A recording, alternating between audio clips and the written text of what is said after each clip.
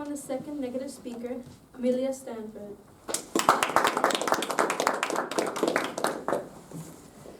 Good evening, Madam Chairman. Ladies and gentlemen, thank you for coming to tonight's debate. The topic for our debate is that we should be concerned by the advancements in robotics. We, the negative team, believe this statement to be undeniably false. Before I establish my points, I'd like to point out a few flaws in the opposition's arguments. The second speaker of the affirmative team has tried to tell you that many industries are wiped out by the creation of and advancements in machinery and robotics.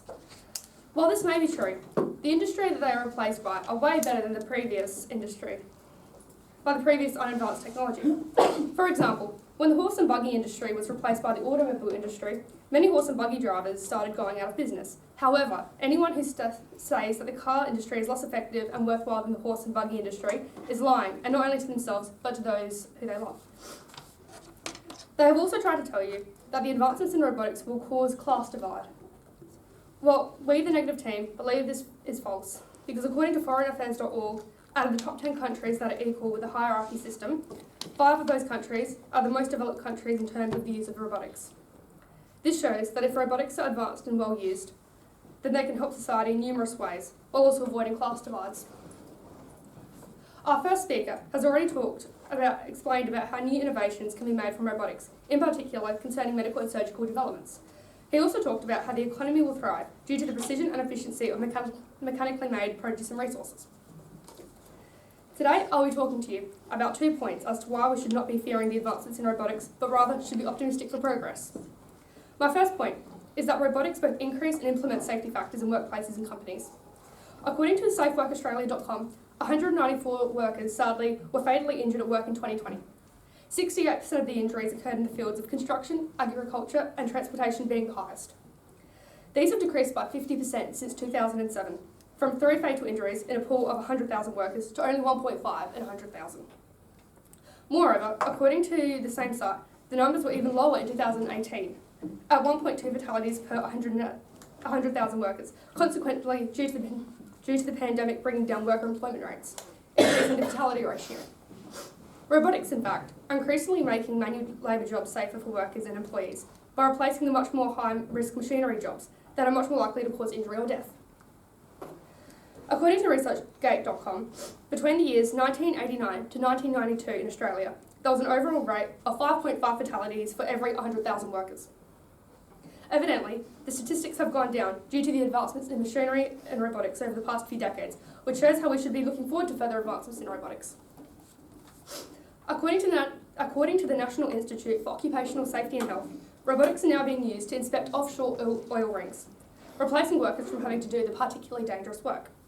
Drones have also become increasingly useful by allowing farmers to apply pesticides to crops without exposing themselves to the chemicals. Robotics are also being used as a way to experiment in airbag safety with cars and other vehicles to avoid putting unwilling humans at risk, because who wants to go and be tested for airbag safety? According to Wevolver, firefighters are now using a robot called the SmokeBot. The bot is designed to map out the interior of burning structures to optimise the best possible way to enter and save lives, rather than putting the firefighters at risk by entering a fire without knowing if the building will collapse on them. Robots are now allowing us to protect ourselves from harmful work environments, even to the point of keeping satellites in space for years and years just to record us discussing them. Overall, we shouldn't be concerned ourselves by the advancements in robotics, rather be optimistic and exultant, as we can now guarantee safety in these fields. We should be looking further towards a development in robotics that can prepare us for the future and make our lives as safe as possible. Leading into my second point, with the advancements in robotics, the cost of living will go down. According to Innovation and Tech.com, the cost of living will come down as a result of the advancements in robotics. Robots being used in factories and other manufacturing units will cost less and will be more consistent, being less prone to human error, building up from our first speaker. Over the long term, this will eventually bring down the cost of production because companies are paying less for items to be made. For example, according to Urban Green Farms, vertical farming entails growing crops using soilless farming techniques such as hydroponics, aquaponics, aeroponics in vertically stacked layers. It allows farmers to grow more food in less space with fewer resources, eventually resulting in cheaper products, especially as food is so high in demand because who needs to eat, right? It will also allow more products to be made in less time. Machinery used in warehouses, factories and stores are all examples of developing robotics. which has proven to be more beneficial for society. Furthermore, robotics are improving the quality and standards of living. These advances in robotics, as the first speaker has already mentioned, have changed the world significantly.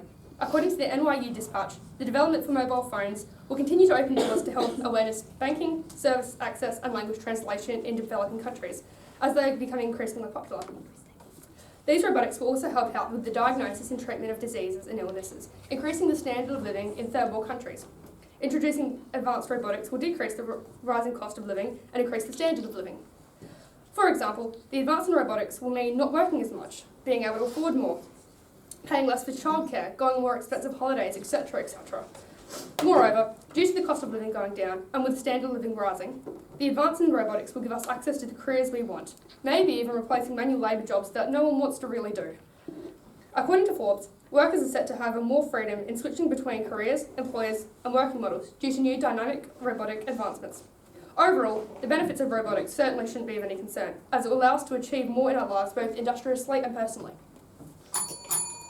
So, Madam Chairman, ladies and gentlemen, in conclusion, we, the Negative team, strongly believe that we should not be concerned with the advancements in robotics. Robotics will be and continue to be an incredibly useful asset in unsafe jobs and careers where injuries and fatalities have become scaringly frequent and will also directly tie into improving both the standards and costs of living globally. Let us continue to be optimistic and hopeful for the development and progress by not fearing the advancements of robotics. Thank you.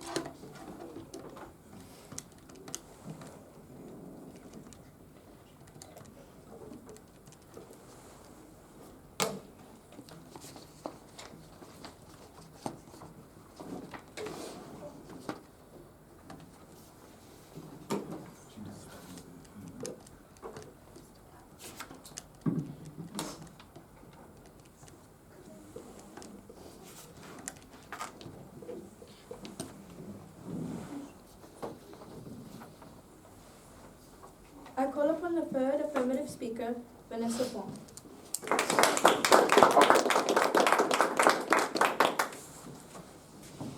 Good evening, Madam Chairman, ladies and gentlemen. The topic for tonight's debate is that we should be concerned by the advance in robotics. We, the affirmative team, strongly believe in the validity of this statement. I will now comment upon numerous areas present in the opposition's case.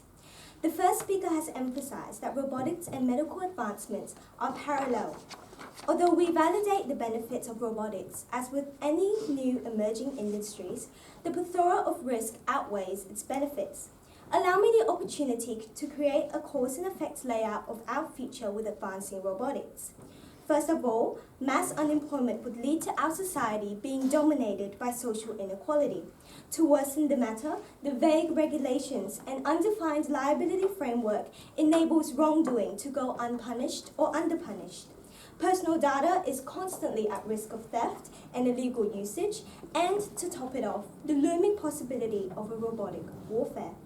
In this case, concern may be perhaps too euphemistic of a description to fully capture the repercussions of robotic advancements in our society.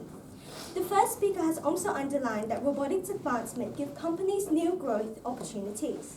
This argument put forth by our opposition shows that they prioritize value over people. The wave of robotics revolution is rapid, whilst current regulations continue to fail in catching up and regaining control.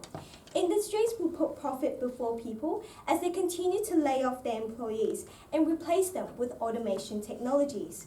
Robotics, while was previously intended as a complementary to human convenience, at this rate and stage will only seem to replace job positions, serving to heighten the quality of life for the affluent, whilst degrading the working class further down the socio-economic scale. Hence, we should all be gravely concerned by the advance in robotics. The second speaker has proposed that robotics implements safety in the workplace. As aforementioned by our first speaker, even in workplace circumstances, adequate standards are not enforced to maximize safety. The frightening accident that resulted in the death of an operator who was pinned between a hydraulic robot and steel pole did not have sufficient follow-up actions, and appropriate standards were not implemented. How then can we rest relieved knowing that the death of a man has not promoted any action? Justice was not served to him, and it will not be served to society at this rate of development. Robotics is a risk on its own, but there remains no reassuring action taken to minimize the apparent danger, acclaiming that we should indeed fear of robotics advancement. The first speaker has highlighted that robotics will increase labour productivity. I will draw to effect the economic chain reaction of this peaked surge in industrial productivity. As our second speaker has elaborated, the prevalence of income inequality means that a majority of the population will be categorized as lower class. Even though there is a surplus amount of industrial output, wages are sparingly low for the majority, and most individuals simply cannot afford to purchase these products. This course of event will lead to what is known as a deflationary spiral, where in a condensed period of time, as there is minimal industrial demand, companies will fall into bankruptcy, leading to a devastating economic crisis. Therefore, this anticipated scenario, a certain byproduct of rapid robotic advancement, proves that robotics increasing industrial productivity is a recipe for disaster. The second speaker has announced that robotics will lower the cost of living. One cannot deny that as our society progresses rapidly into robotics revolution, there is not enough time for people to retrain or adapt to a different industry. As people are displaced into service roles or becoming permanently unemployable, the income gap between skilled workers whose jobs cannot be automated, such as in the STEM industry, against everyone else will widen, such the ultimate recipe for economic instability. The social consequence is that good-paying jobs will be increasingly scarce, and a high concentration of the nation's wealth will be handled by a small group of people. How can our opposition thus assert that the cost of living is lowered when most people will be unable to earn an adequate living wage? The second speaker has extended upon how robotics will generate new jobs in new industries. As previously argued by our second speaker, such statement reveals that our opposition has not understood that technology is progressing at such a profound rate that individuals whose jobs are at risk of automation do not have enough time to be retrained. Our first speaker has addressed the ill-defined laws surrounding robotic advancement, further dissecting the consequence of vague regulations on safety. She has also underlined the ethical dilemma concerned with privacy issues and accountability. Our second speaker has explained the socio-economic fallout of unmanaged robotic advancement, further drawing upon the possibility of robotic warfare. To conclude, Madam Chairman, ladies and gentlemen, the threat is real for our economy, quality of life, and international peace. But the response in the legal and policy department, 0 to none. We cannot continue to underplay the peril associated with robotics advancement, for it is only our concern that will prompt us to take action and prevent our society from spiraling into chaos. Thank you.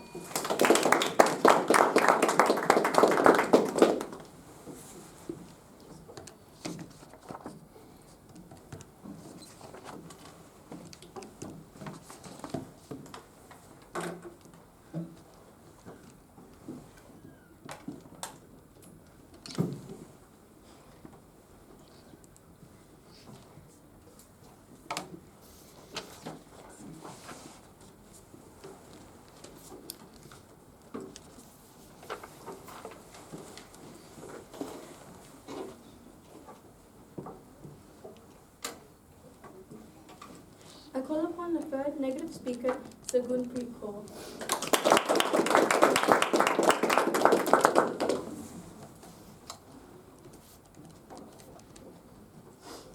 Good evening. Madam Chairman, ladies and gentlemen, the topic for our debate is that we should be concerned by the advance in robotics. As you would have heard from our first and second speaker, we, the negative team, irrefutably believe that this statement is false.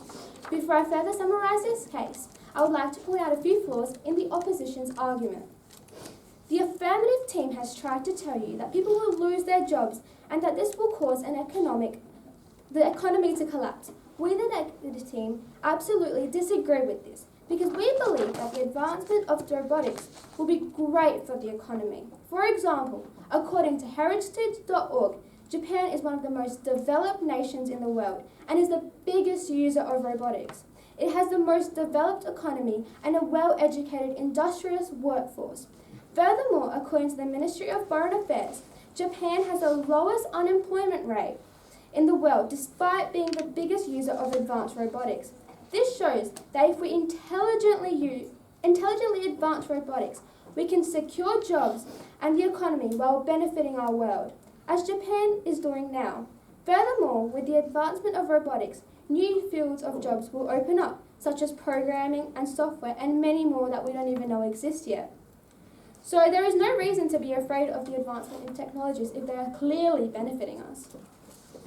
The affirmative team has also tried to tell you that robots have no emotions and this causes the world to be emotionless. We, the negative team, believe that it is true that robots have no emotions. However, this is a good thing because according to Society of Robots, this means you can make them work as much as you want without them feeling bad. If robots do not feel empathy, they do not feel jealousy or anger, and therefore would not say no to any task and would not attack anyone in anger. The affirmative team has also tried to tell you that robots can be dangerous and cause harm through malfunctions. We, the negative team, agree that this is true. However, as robotics advance, better technology will be invented and better robots will be made. As a result, the chance of a malfunction would be very unlikely. Besides, according to peerresearch.org, robots are 100 times less likely to create dangerous situations compared to us humans. So robots will benefit society and reduce hazardous situations. So the advancement in robots is a fantastic way to the future. The affirmative team has tried to tell you that the advance in robotics can mean robots may be used in warfare.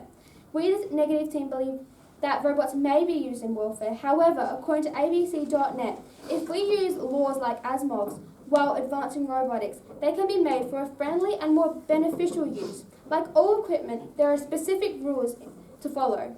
If laws are made for the use of robotics, robots can be used positively in the future. The affirmative team has also said that having robots in the industry will increase social inequality. This is simply untrue. The most income equal countries in the world, according to the UN, are Denmark, Norway, Sweden, Finland, Netherlands, Canada, Switzerland, New Zealand, Germany, and Austria.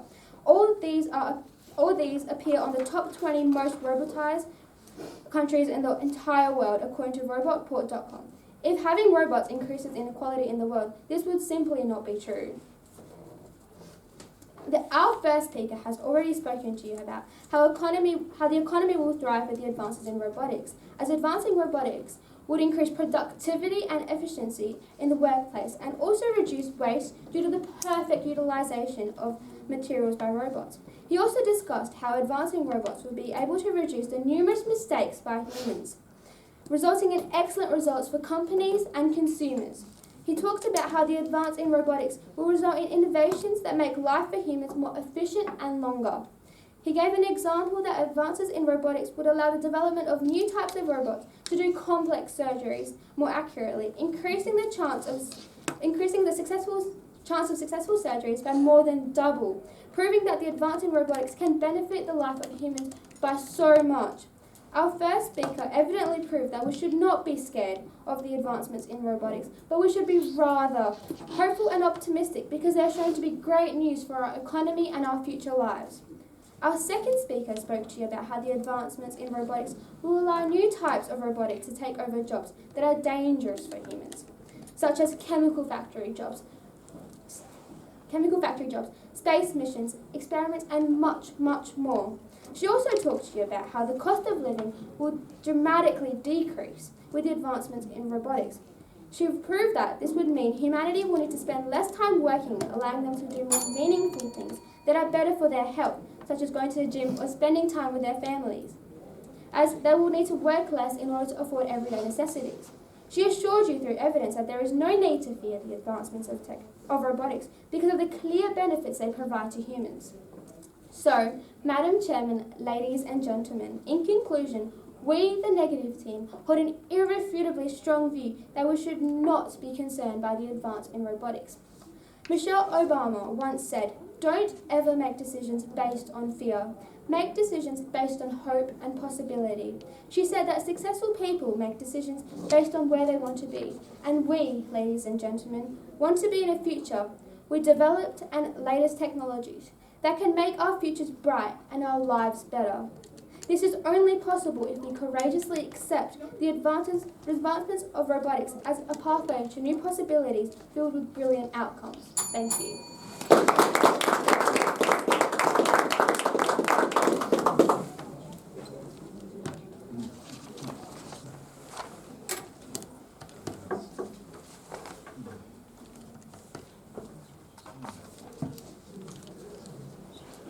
Timekeeper, could we please have the timesheet?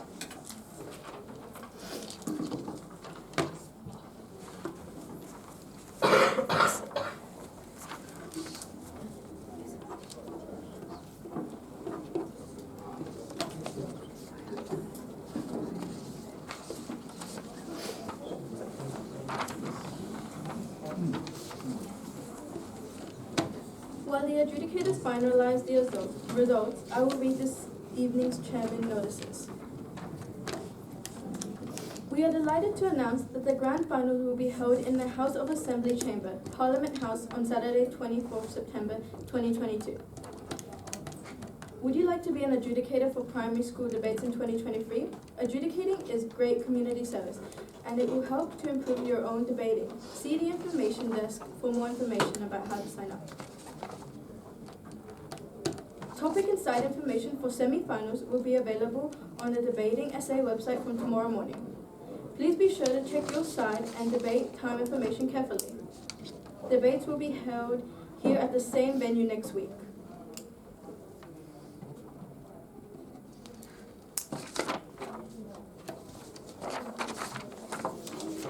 All semi-final debates will be held here at Nazareth next week.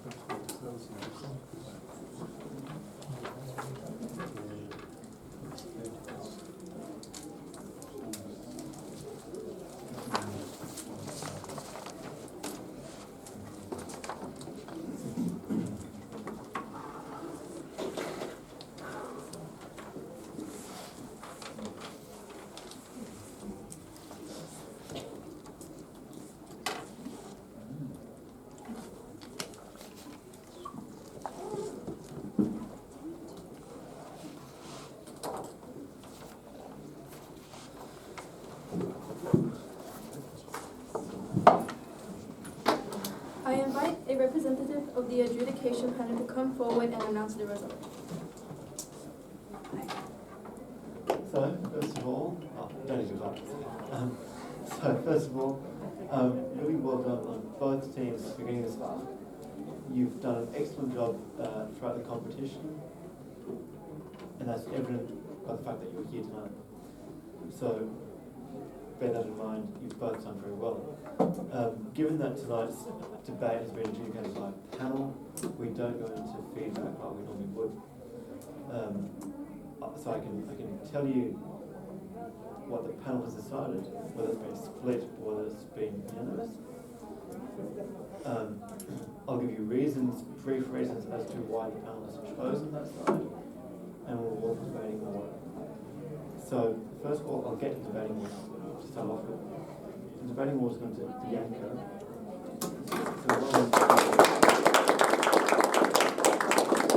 Now, as a panel, we're of the opinion that one side delivered a better reasoned, more comprehensive case, and on that basis, we're awarded on a unanimous decision to the affirmative. So well done.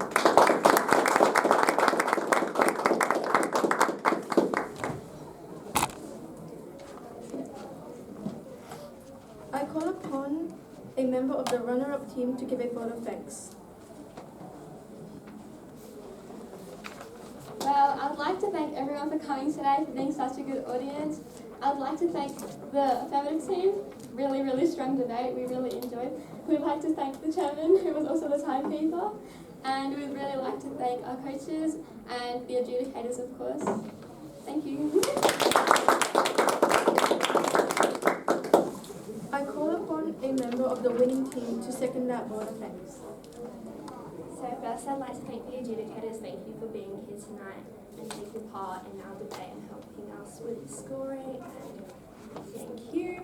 Thank you to the other team. We wish you the best of luck next year. If you decide to continue with debating, you will definitely go far. You've got in here tonight in the quarterfinals, and there's no doubt that you'll go even further next year. Thank you to our coach, Miss Mason, always being by our side and making sure our speeches are top quality. And thank you to our audience and all our parents, caregivers for taking us here tonight and supporting us.